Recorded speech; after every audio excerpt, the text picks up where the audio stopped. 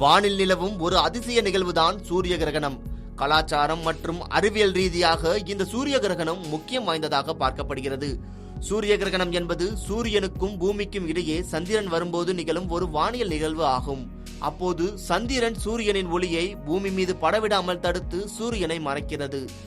இந்த ஆண்டிற்கான முதல் சூரிய கிரகணம் வரும் 17ஆம் தேதி மாலை 3:26 மணியிலிருந்து இரவு 7:57 வரை நீடிக்கும் என கூறப்பட்டுள்ளது. இந்த வகை சூரிய கிரகணம் நெருப்பு வளையம் எனவும் அழைக்கப்படுகிறது.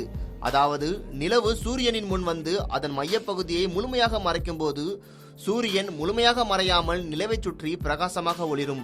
அந்த ஒளி நெருப்பு வளையத்தை போல காட்சி தரும். இதன் காரணமாகத்தான் இது நெருப்பு வளைய சூரிய கிரகணம் என அழைக்கப்படுகிறது.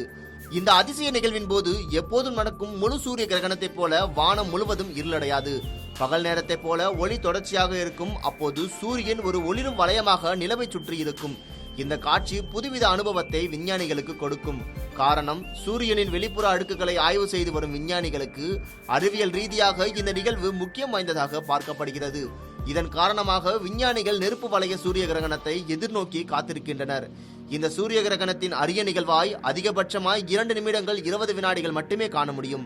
அதுவும் இந்தியாவில் காண முடியாது. ஆப்பிரிக்கா, தெற்கு அர்ஜென்டினா மற்றும் அண்டார்டிகாவில் மட்டுமே காண முடியும்.